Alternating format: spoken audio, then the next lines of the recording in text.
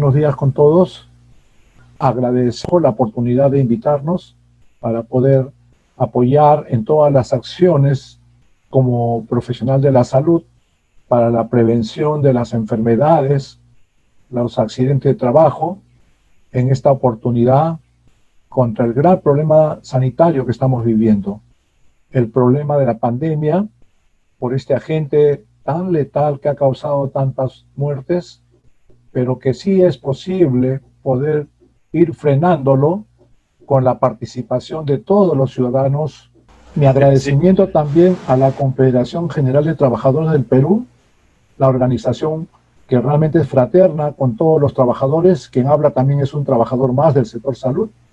En consecuencia, compartimos siempre nuestra ideología, nuestras preocupaciones, tanto los profesionales de la salud como los profesionales de la ingeniería, como es el caso del ingeniero Lozano, con quien nos complementamos en esta presentación. Muchas gracias. Como ustedes saben, como trabajadores del sector agroindustria, que es un sector de actividad económica estratégica para el país, porque no solamente agricultura provee de alimentos para la subsistencia de los seres humanos y también del ganado, ¿no?, que también es parte de la cadena de vivencias en la sociedad, en toda sociedad moderna, con los cuidados que se requieren.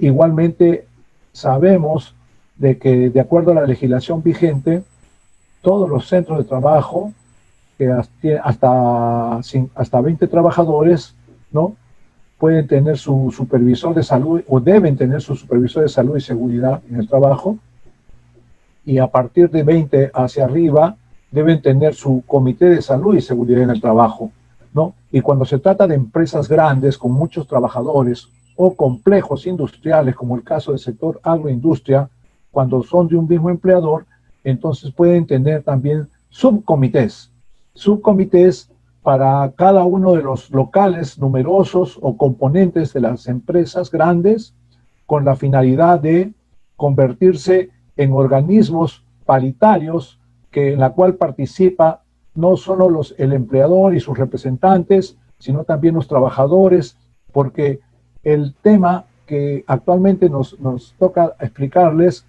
es un tema tan importante que no solo ha paralizado la economía del país, sino que ha afectado a miles de peruanos y sigue enfermando por la peligrosidad de su contagio y su difusión en la población, en las actividades del hogar, en la calle y en el trabajo también, por la congregación de muchas personas en centros laborales, no solo en ambientes cerrados, sino también en ambientes abiertos. Por eso nuestra presencia acá en esta reunión. Entonces ustedes saben pues que la salud y seguridad en el trabajo es un programa internacional, no solamente del Perú, sino de todo el mundo.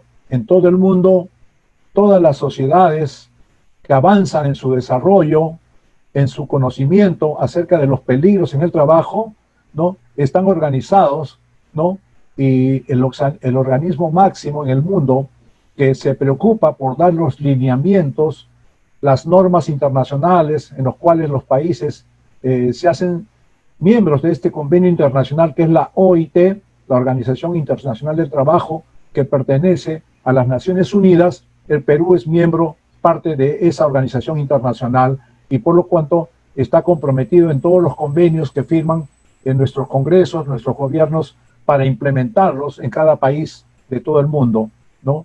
Por ello es que tradicionalmente la célula, digamos, el organismo importante que debe haber en todo centro laboral es su comité de salud y seguridad en el trabajo. ¿Para qué? Con la finalidad de ser el espacio de estudio, de evaluación de todos los peligros que puede tener un trabajador en su actividad diaria. Nosotros sabemos, y estoy seguro que ustedes, como son una agroindustria, están bastante preparados en estos conceptos. Sabemos que los peligros que puede haber en una actividad laboral, cualquiera que sea, no solo las formales, también las informales, pueden haber peligros que vienen a ser situaciones que pueden afectar notablemente la salud del trabajador y lógicamente su seguridad, su integridad física. Y estos peligros pueden ser clasificados, ¿no?, de naturaleza física, por ejemplo, las radiaciones, exponerse trabajando en el campo a campo abierto, expuesto a la radiación solar, nos exponemos también a radiaciones, dentro de ellas más peligrosas, como la radiación ultravioleta, ¿no? Que causa quemaduras, lesiones en la piel, ¿no? Cáncer de piel cuando la exposición es permanente. Entonces se requiere tener una ropa de trabajo adecuada que pueda proteger de estas radiaciones, ¿no? Generalmente de ropa clara, ¿no? Y que no permita el ingreso de las radiaciones ultravioleta, usar anteojos protectores, usar sombreros o gorras adecuadas para protegerse del sol. Ese es un modelo, digamos, de peligro físico. También lo es cuando uno está expuesto a ruido en la parte industrial, por ejemplo, en los ambientes ruidosos, ¿no?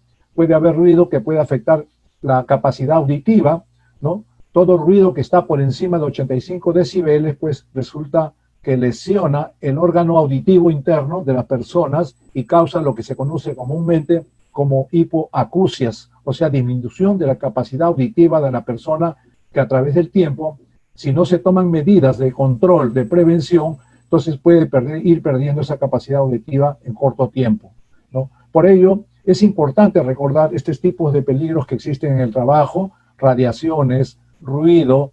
También puede ser, por ejemplo, la humedad ambiental. También es un peligro porque puede causar infecciones respiratorias cuando se trabaja en intemperie, sobre todo. Entonces tiene que tenerse ropa adecuada para que pueda trabajar el trabajador agrícola, ¿no? Protegido de la humedad ambiental, de todos estos factores de tipo físico que pueden agredir al trabajador. También, como ha dicho el ingeniero Lozano, pueden haber peligros de tipo químico, ¿no? Los peligros de tipo químico son todas aquellas sustancias químicas que muchas veces el trabajador no conoce y tiene el derecho de saber qué tipo de sustancias está manipulando durante su trabajo y que le puede afectar la salud.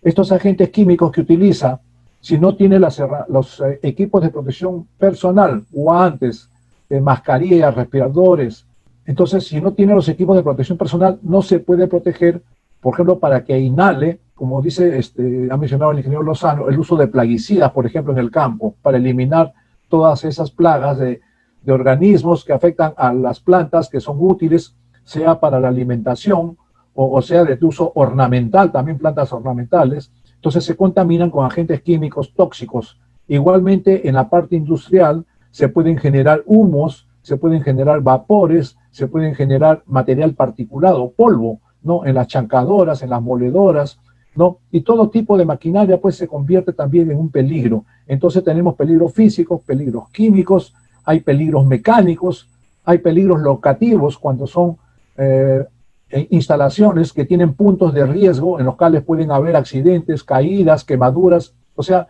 hay una clasificación variada que me imagino ustedes ya en anteriores capacitaciones ya se han preparado y andan advertidos a través de su Comité de Salud y Seguridad en el Trabajo, quienes son los que tienen que preocuparse en concertación con la empresa. Por eso tiene que ser paritario. ¿Para qué? Para que participen trabajadores y empleadores y sus representantes en este comité y elaboren un plan de seguridad y salud del trabajo anual que debe ser revisado para prever todos estos peligros que se puede tener en toda el área, en toda la complejidad de una empresa, ¿no? Este comité, lógicamente, va a variar en su composición y número de acuerdo al tamaño de la empresa, ¿ya? Entonces, ahora la exposición, que es amplísimo en salud y seguridad en el trabajo, tanto los ingenieros como los profesionales de la salud, como el que habla, ¿no? Yo soy químico farmacéutico, bioquímico, ¿no? Tenemos que conocer la problemática, los agentes en toda su dimensión a que están expuestos los trabajadores en sus actividades laborales. Porque lógicamente no tienen por qué todos los ciudadanos pueden ser eruditos en todo, nadie, ni en los mismos profesionales tampoco. También nosotros tenemos nuestras especialidades, ¿no? En este caso, voy a complementar y después quizás con preguntas podamos atender las preocupaciones de los trabajadores de este gran sector como es la agroindustria. Muy importante para la exportación, por ejemplo, ¿no? El trabajador tiene que estar identificado con su trabajo. El trabajador tiene que desarrollarse con su trabajo. El trabajador tiene que ser partícipe de la gran transformación que tiene que tener nuestro país. Quizás digamos, la peor lección, y digo la peor porque no puede ser la mejor lección enfermarse, sino la peor lección que estamos recibiendo es justamente esta pandemia mundial que no ha respetado fronteras, no ha respetado al que tiene plata, al que no tiene plata, no ha respetado al profesional o al trabajador, o sea, no hace distinción este microbio microscópico que es invisible, como es el virus, ¿no? Entonces, ¿qué estamos hablando ahora de la resolución ministerial del Ministerio de Salud 44.8? Estamos hablando de las medidas de vigilancia, de prevención y de control que tenemos que hacer todos, todo el mundo, vigilar, prevenir, controlar la existencia, la presencia de este microorganismo tan patógeno, con todos los daños humanos que han ocasionado y que ha paralizado nuestra economía, nuestro trabajo, nuestros hogares, ¿correcto? Y ahora estamos en una etapa, digamos, de transmisión, porque por la televisión, eso no es ser alarmista, sino ustedes ven la televisión, ven los periódicos y vemos que el proceso de contagio continúa. ¿Y eso de quién depende? Depende de todos, no solo de las autoridades que disponen, ordenan la cuarentena, que ordenan la ley de emergencia, todo eso, pero básicamente depende de todos, porque mientras nosotros no seamos responsables de realmente protegernos, nadie más que uno se va a cuidar, nadie se va a preocupar por nosotros, sino nosotros mismos, nuestra salud, ¿no? Podemos correr el riesgo de contagiarnos. Entonces voy a hablar sobre los riesgos biológicos. Entre ellos, les dije los riesgos físicos, los riesgos químicos, los riesgos mecánicos, los riesgos eléctricos, los riesgos locativos. Hay una serie de clasificaciones que ustedes pueden entrar al internet y documentarse. Voy a hablarles sobre los riesgos biológicos. Los riesgos biológicos o los peligros biológicos, ¿no? El peligro, las amenazas biológicas, son de diferentes tipos de microorganismos, ¿no? Nosotros generalmente estamos acostumbrados a ver los peligros biológicos a través de su manifestación, cuando nos infectamos, cuando nos ingresa al organismo un microbio, una bacteria, nos hace una infección. En estos tiempos, que le llaman los tiempos de COVID, lo que estamos siendo atacados los seres humanos es por un organismo microscópico que no lo podemos identificar, no lo podemos ver visualmente, ¿no? Es el virus, el coronavirus. Como todos los virus que nosotros sabemos, tienen sus características, ¿no? Por ejemplo, la gripe. La gripe es el más común de ellos. Esta enfermedad, este trastorno, el resfriado, es generado y producido por un virus, ¿no? Que es el virus que llamamos nosotros el COVID, es la enfermedad, ¿no? Coronavirus, ¿no? Y que ha sido recientemente, digamos, difundido a través de todas las personas que han viajado de diferentes lugares, y parece que se originó en China, ¿no? Y desde ahí las costumbres alimentarias, la falta de higiene, dio lugar a que se contagien grupos de personas. El virus es un ser microscópico, es una unidad celular tan pequeña, ¿no? Que está compuesto por proteínas. Proteínas. Las proteínas son complejos de aminoácidos, son moléculas de aminoácidos que tienen una estructura química. Este virus, corona, es una especie de una familia de virus, son varios tipos de virus. Acuérdense ustedes, ¿no? Por ejemplo, el herpes, que es un virus que cuando nos infecta también nos causa problemas cutáneos. Hay herpes dérmico, hay herpes labial, lo que llamamos comúnmente el beso de la araña, ¿no? Que nos causa inflamación en la mucosa de la boca, la gingival, y causa dolor, y causa escorzor, y se va difundiendo en la piel, en la boca. También hay herpes genital, inclusive, en los genitales también ocurren contagios, ¿no? Y todo eso, más que nada, es por la falta de higiene. Esa es la partícula microscópica, como ustedes la ven, ¿no? Ahí ya les explicó ya el ingeniero. Entonces, este virus, pues, como todos los microbios, ingresa al organismo básicamente por el contagio, o sea, la transmisión entre las personas, sea por vía de contacto, por la dermis. Por eso es que no hay que dar la mano, no hay que agarrar la cara tampoco, ¿no? a la señora, ¿no? Entonces hay que tener bastante higiene, si es posible lavarse varias veces al día, porque está por todas partes. Está a la hora que salimos de la casa, subimos al ómnibus, y entonces los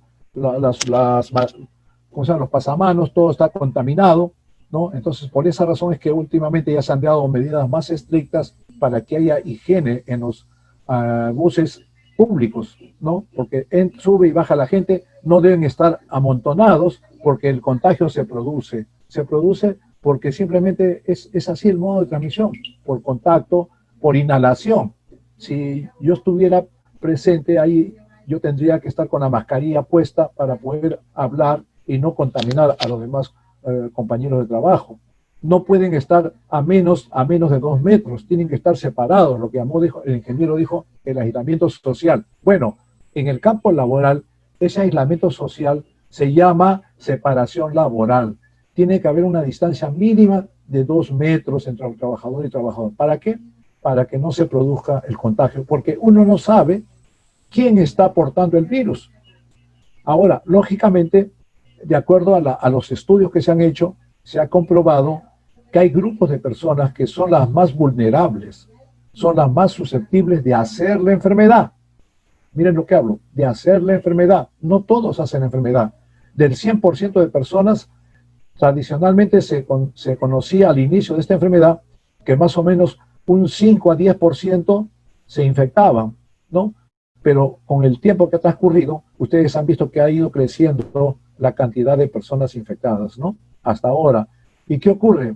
Que este microorganismo, como dice en el gráfico, una vez que penetra la piel o penetra a través de heridas abiertas, por ejemplo, o penetra por la vía oral, a través del aliento, cuando uno conversa, cuando uno habla, o por ejemplo, en el beso también se contagia, ¿no? Entonces, o a través de los utensilios que maneja, entonces tiene que haber interrupción de esa cadena de contagio con la higiene. Tiene que haber higiene doméstica y tiene que haber higiene laboral. Si no, no se va a controlar esta pandemia. Y eso depende de todos. Entonces, una vez que penetra la piel o las vías nasales, la respiración por vía inhalatoria o a través de un vaso contaminado, ¿no? La mala costumbre de tomar nosotros en el norte, en su potito, ¿no? En su potito, en una chicha. Entonces, ahí nos vamos a contagiar. Tienen que tener cada uno sus utensilios, tienen que tener cada uno su vajilla para comer, ¿no? Para tener higiene, la higiene para evitar el transporte, la transferencia de este virus, que una vez que ingresa, se multiplica rápidamente en el organismo. Se multiplica por todos lados. O sea, no solo ataca el pulmón, se va por la vía sanguínea, puede afectar los riñones, hacen nefropatías, puede afectar el corazón, hace problemas cardíacos. ¿Por qué? Porque se ha visto que este microorganismo, este microbio, se mete a la célula humana y una vez que se mete, afecta el ácido nucleico del núcleo celular, o sea, lo altera y lo va destruyendo y causa necrosis, o sea, destrucción de celular. Eso se ha llamado lo que llaman la coagulación vascular intradiseminada, es decir, forma pequeños microscópicos trombos microscópicos en las arterias, ¿no? Que puede ser en el cerebro, por ejemplo. Ustedes habrán visto casos que en la televisión se ha visto personas que han llegado al banco en la puerta y ahí nomás se han quedado. ¿Qué ha ocurrido? Una coagulación cerebral interna. Ahora, ¿quiénes son los de mayor vulnerables? Se ha comprobado que a partir de los 60 años hay personas que son frágiles. Eso ya es genético, o sea, uno nace como es, ¿ya? Y muchas veces uno no tiene el cuidado de controlar su salud periódicamente. Todos los años, por eso en salud ocupacional, todos los años tienen que hacerte tu control médico ocupacional, no es cualquier control. Ahora, en todos los establecimientos de salud, todos los médicos, todas las enfermeras están centradas en detectar y parar el contagio de este virus, y eso produce la enfermedad del COVID.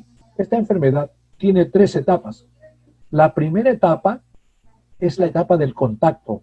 Cuando la persona recién se infecta, se contacta con otra persona y se contagia. Puede ser un familiar, un visitante que viene a la casa. Por eso es que ahora uno, como los japoneses, así como hacen también los musulmanes, hay que dejar el zapato afuera de la puerta de la casa, en un lugar aparte, y cambiarse de zapato para usar un zapato interior para poder estar en el hogar y no traer los microbios que van a infectar a nuestra familia, ¿no?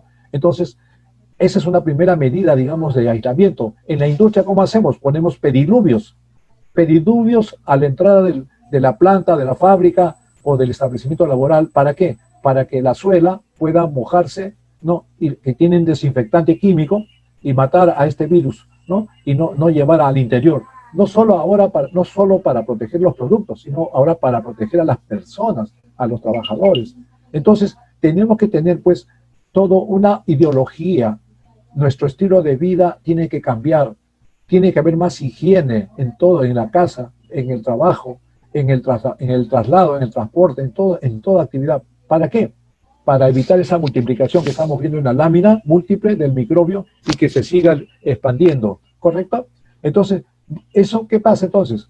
De la primera etapa de contacto, que generalmente dura 5 días, de la primera semana que uno ha tenido contacto, se ha contagiado, puede comenzar a manifestarse manifestaciones, por ejemplo, fiebre, como un resfrío cualquiera.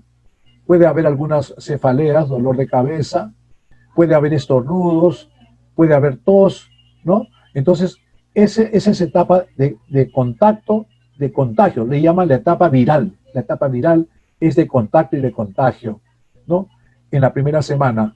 En el caso de un virus que es de los comunes, que no es COVID, entonces la persona lo supera en la mayor cantidad. Por eso yo les decía, fueron aumentando de 5%, 10% y ha aumentado un poco más ahora de contagios, ¿no? Luego se pasa a la etapa ya sistémica. La etapa sistémica, ¿qué significa? Que el virus comienza a distribuirse en todo el organismo, como dice la gráfica. ¿Ya? Va por las arterias, por la respiración pulmonar, va hacia el tejido pulmonar, ¿no? Va hacia al tejido renal, ¿no? Y entonces se ha comprobado que las personas que sufren, por ejemplo, de enfermedades cardiovasculares, que sufren de diabetes, que sufren, por ejemplo, de cáncer, y uno nunca sabe si está con cáncer, solamente hasta cuando ya se pone uno mal, y muchas veces eso ocurre después de muchos años, y a veces son situaciones ya irreversibles, no se pueden sanar.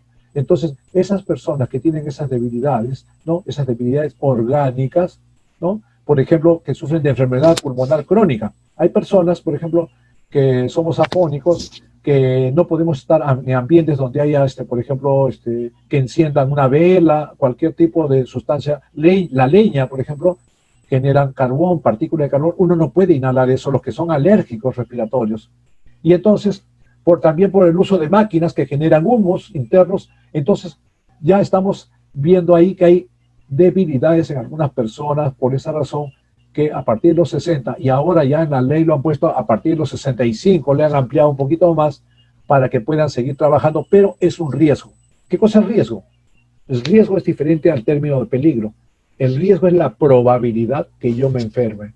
Si yo tengo de 60 años para arriba, me tengo que hacer chequear lógicamente bien de todo mi organismo, si tengo alguna debilidad que pueda ser yo vulnerable para el COVID. Entonces, no es para que me despidan, ¿eh? No es para que me despidan del trabajo, no es para eso. Eso es para que se tomen previsiones en el centro laboral. Por ejemplo, si una persona es alérgico respiratorio, no puede inhalar humos, o si una persona es diabética y tiene que estar con su medicación, no puede descuidarse, ¿no? Así, todas las enfermedades que están descritas aquí en la presentación, ¿no? Entonces uno tiene que hacerse una evaluación previa de reingreso al trabajo para ver si está enfermo uno de COVID. ¿Cómo lo sabes? Las famosas pruebas. A ver, pasa. Entonces por eso es que el Ministerio de Salud ha dado esta resolución ministerial. Y entonces, ¿qué exige el Estado? Que se tiene que elaborar un plan para la vigilancia. Vigilar, ¿qué significa? Observar entre nosotros mismos quién puede estar contagiado con esta enfermedad. Y entonces cuando las manifestaciones, la fiebre continúa más de una semana, ¿no? Y ya hay alta temperatura, 39, porque uno puede tener a veces 37,5, ya máximo 38, pero luego lo supera, en 2 días, 3 días se pasa, el problema pasa, entonces ya lo superó. Es una gripe, un resfrío común y corriente. Pero cuando ya la fiebre y todo ese problema de la congestión bronquial se continúa en la siguiente semana, ya no. Eso ya son síntomas ya sistémicos de enfermedad que puede estar desencadenándose, ¿no? Y entonces puede entrarse ya a la etapa crítica, que es la tercera etapa, cuando empieza a tener dolor en el pecho, ¿no? A partir de la segunda semana hay dolor en el pecho, no puede respirar, ¿no? Entonces tiene que ir al médico inmediatamente. Por eso, apenas tengan ustedes síntomas continuos, ya a partir de la segunda semana continúan los problemas, tiene que controlarse en el médico. ¿Por qué? Porque él tiene que examinarle y medirle cómo está oxigenando, ¿no? Le ponen en el dedo un medidor de oxígeno que se llama el oxímetro, ¿no? donde la persona, inclusive de una manera práctica, se puede a la persona decir, a ver, aspire y cierre tápese la nariz y la boca y no exhale. ¿Cuántos minutos aguantan? No más de 10 minutos. Entonces, cuando se va cortando el tiempo de resistencia de la persona, quiere decir que su capacidad de oxigenación está disminuyendo. Entonces, ese es un mal indicador. Pero eso lo tiene que evaluar el médico, no nosotros, no, sino el médico del trabajo, el especialista. ¿Ya? Entonces, igualmente, también hay lo que llaman las pruebas que mencionó el ingeniero Lozano. Las pruebas son de dos tipos actualmente. ¿Ya? Las pruebas moleculares y las pruebas rápidas, que le llaman rápidas, son las pruebas serológicas. Cuando uno, por ejemplo, ha comido un alimento contaminado y luego le da fiebre continua y luego el médico le dice tiene tifoidea, ¿cómo lo ha demostrado? Le hacen una prueba serológica, le hacen una prueba a través de sacan sangre, separan el suero y ahí identifican que está presente los anticuerpos que el cuerpo ha generado contra la bacteria que produce la tifoidea. ¿Cuál es? La Salmonella typhi. La Salmonella typhi es una bacteria, no es un virus, es una bacteria que produce esa enfermedad, la tifoidea, ¿no? ¿Correcto? Entonces, ¿qué pasa? Ya con la prueba serológica, el médico inmediatamente dispone de la medicación, antibióticos, quimioterápicos para destruir al microorganismo en el cuerpo, ¿no? Y tiene que tomar antibiótico terapia por lo menos una semana completa, ¿no? Ahora, con este virus, no es bacteria. No se le puede dar cualquier antibiótico porque no le hace nada. Tiene que ser antivirales. Entonces, primero, que las pruebas son importantes. Las pruebas moleculares es para detectar la presencia del virus en el organismo que está circulando. Para eso es la prueba molecular. Ya, por eso que es importante y es cara, ¿no? Pero cada vez está bajando el costo también porque ya el país está importando y se están haciendo ya también las pruebas acá en el Perú, ya con el Instituto Nacional de Salud. Entonces, las pruebas moleculares sirven para detectar, identificar la presencia del virus en el organismo. Eso es muy importante porque ya sabemos que ha entrado el germen al cuerpo y entonces, ¿cómo hay que tratarlo? Los cuidados tradicionales, la vigilancia, tenemos que hacer la vigilancia. Cuando empiezan los síntomas de fiebre, cefalea, dolor de cabeza, y dolor de pecho, ya, eso es más crítico. Inclusive se pierde el olfato también, se pierde el olfato, ¿no? Y entonces ya esas manifestaciones ya nos están indicando que alguien se ha enfermado de eso, ¿no? Entonces, en la vigilancia. Por eso es que cuando uno va al supermercado nos ponen la pistolita infrarroja en la frente o en la mano, ¿no? Para ver si estamos con fiebre. Porque si estamos con fiebre, lógicamente estamos en la etapa de difusión. El germen se está difundiendo de persona a persona, se está contagiando a través de las bolsas, los utensilios que manejan, las escaleras, etc. Entonces, en el trabajo, pues, tanto el trabajador como el empleador tenemos responsabilidades, ¿no? Y acá están la evaluación de la condición de salud del trabajador. El trabajador, para que se reingrese, hay que hacerse su pruebita rápida. La rápida, ¿por qué? Porque es la serológica, es que la que se hace después de la semana de haberse contagiado y para evitar que se desarrolle la enfermedad nos detecta, ¿ya? Entonces nos dice que ya el organismo tiene anticuerpos contra ese virus que se han producido, o sea, ha tenido contacto. Entonces, ¿cómo se trata esa etapa? Hay que tratarla como cualquier gripe, o sea, hay que abrigar al trabajador, anda a tu casa a descansar, no toma bastante líquido, abundante líquido todo el día, ¿para qué? Para hidratar al ser humano y el virus se diluya y luego el mismo organismo tiene su sistema inmunológico, empieza a producir anticuerpos para destruir al virus que ha entrado, ¿correcto? Entonces es un proceso de autodefensa, eso se llama inmunidad. ¿Y qué es lo que se quiere ahora? Ahora se quiere conseguir la vacuna, que ya parece que ya está en buen camino, ¿no? Y próximamente vamos a tener vacunas. ¿Qué es la vacuna? La vacuna es un medicamento biológico que se ha creado a partir del virus.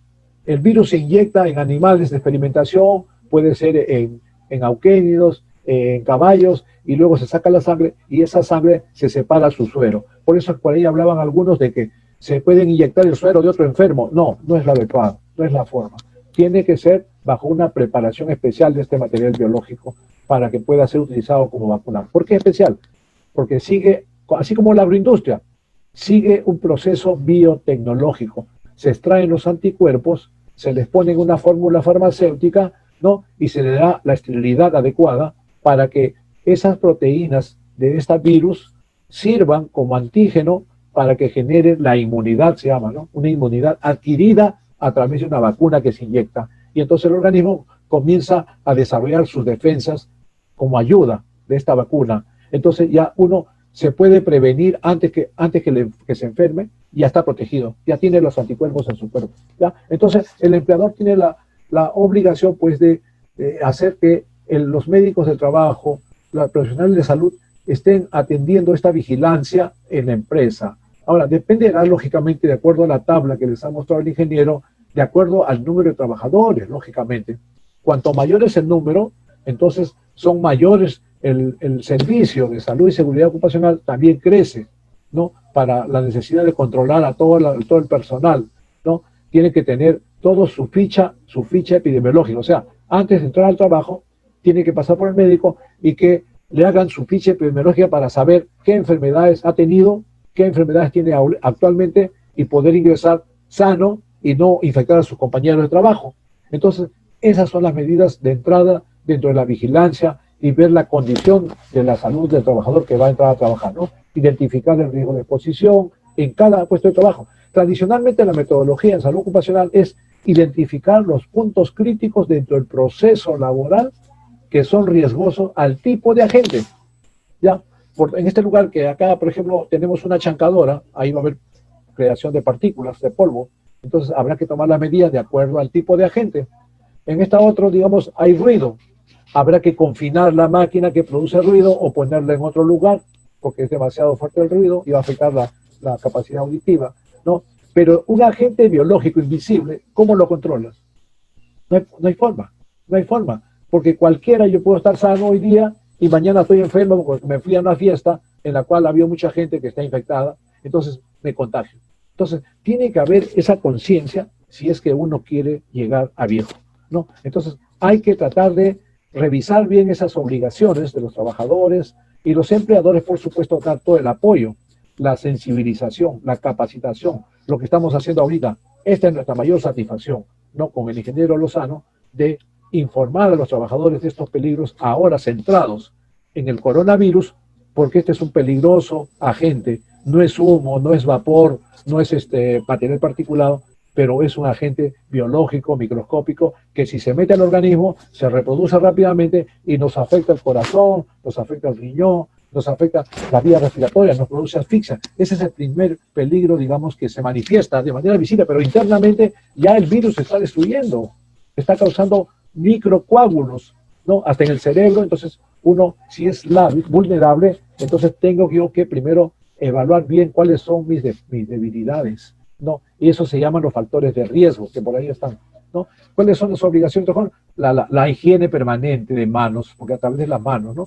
En el trabajo, identificar los puntos críticos donde puede haber mayor acumulación de trabajadores, pues hay que buscar la forma de que no estén juntos porque se contagian. Uno no sabe cuándo, ya he dicho, puede estar sano ayer y hoy día está enfermo. Entonces, y ese uno enfermo lo contagia a 20, y esos 20 a 100, esos 100 a 1000. Entonces, ese es el problema. Entonces, lo que estamos haciendo ahora es explicar lo que es la enfermedad. Y la complejidad de este virus no termina ahí, porque después que ha pasado la etapa viral, o sea, la etapa del contacto, la etapa de diseminación, ¿qué viene? La etapa de daño, las lesiones internas que no nos damos cuenta hasta que tenemos que estar yendo a parar en emergencia a UCI para que podamos tener oxígeno. Y si no hay oxígeno, ahí llegamos, ¿no? Entonces, tenemos que tratar de cerrarle el paso al virus a través de estos procesos de vigilancia de la higiene, ¿no? Exponer sobre todo los medios de protección personal, ¿no? La mascarilla común y corriente, por ejemplo, permite que el trabajador, es como un mecanismo de recordarte, mantente alejado, ¿no? Yo mejor me quedo en mi casa, ¿no dicen? Mejor me quedo en mi casa, porque yo no sé si voy a salir a tomar el micro y ahí me voy a contagiar, y cuando vuelva en la tarde voy a contagiar a mi familia.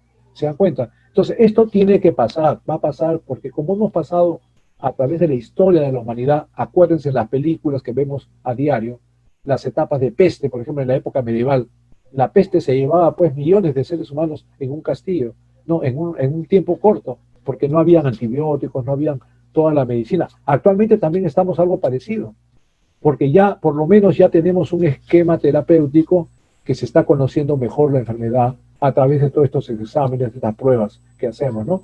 Y entonces las pruebas nos permiten determinar la etapa de infección en la cual se encuentra la persona. Por eso es importante. Y luego, a través de los controles sintomáticos que diariamente en la entrada al trabajo se establecerán los mecanismos de vigilancia. O sea, no es para estar fastidiando unos a otros, no, no es para eso. No lo tomemos en ese sentido, ni para sacar el trabajo a nadie, no, no. Es una medida de salud pública, donde tiene que haber responsabilidad del trabajador para que los trabajadores, si están hoy día un poquito mal, lo ve el médico, ¿no? Y anda, descansa hasta mañana. Mañana viene, ya no tienes nada, te pasó, ya un día más, ya pasó, perfecto. Pasa la primera semana y no hay nada, ya está, ha sido un resfrío. Si pasan los 15 días, las 2 semanas, ya es con seguridad que ya pasó a otra etapa, o sea, ya se inmunizó. La persona se ha autovacunado al haber estado en contacto y su organismo lo ha superado. Ese es el mecanismo bioquímico, biológico, que nos permite a nosotros, sin ser doctores, nada de eso, ¿no?, poder darnos cuenta que estamos yendo bien. Entonces tienes que afianzar más la seguridad, la bioseguridad en tu casa, en el trabajo, en el transporte, ir con tu careta ahora. Ahora hay que subir al bus con careta y con mascarilla, pero lógico, porque la mascarilla te permite que tú no botes hacia afuera y la careta te permite que no te tiren hacia ti, a tu cara, no lo que están hablando, ¿no es cierto? No pueden estar jugando, poniéndose, volteárselo para atrás, no. Entonces, acá están todas las indicaciones y recomendaciones que hay que actuar como trabajadores. Las medidas preventivas de colectivas, por ejemplo, esto. Las medidas colectivas, ya esos son temas de ingeniería. Por ejemplo, mejorar la ventilación para extraer aire de los ambientes cerrados y otro que inyecte aire puro. Ya, entonces medidas colectivas. O no hacer callejones en los cuales la gente tiene que estar chocándose unos con otros. No, no. Hay que buscar la forma de que haya mayor amplitud de movimiento del trabajador y no estar volviendo a salir por el mismo sitio siempre. O sea, hay que evitar la formación de conglomerados. Hay que evitar eso, los conglomerados. Los sistemas de ventilación, ya han dicho, el distanciamiento social le llaman en la calle a las poblaciones, en las colas de los buses, que no estén juntos, que estén separados cada 2 metros. Es un distanciamiento social, ¿ya? En la casa también tiene que haber su distanciamiento también igual, separación, ¿no? Siempre estando por lo menos 1 metro, 1,5 metros en la casa, bueno, ¿no? Y también su mascarilla, ¿no? Y todos los elementos que se usan de acuerdo al ambiente. Hay ambientes más riesgosos, por ejemplo, en los lugares donde hay mucho polvo. Eso va a generar que se inhale más partículas, o cuando hay mucha humedad. El clima, por ejemplo, está pésimo. Hay mucha humedad ambiental. Entonces, es un ambiente inadecuado para estar saliendo, ¿no? Porque uno puede inhalar vapores de la lluvia, de la neblina, y ahí están los virus que están en el ambiente y está inhalando uno. La vigilancia del trabajador, ya hemos dicho, ¿no?, que buscar que señalizar los puntos críticos donde pueden haber en los espacios donde se cruzan los trabajadores, hay que evitarlos, pero que hay que hacer un ordenamiento, por dónde es la entrada, por dónde es la salida, ¿no?, para de modo que se desplacen, ¿no?, y no tengan oportunidad de estar chocándose o contagiarse eso, ¿no?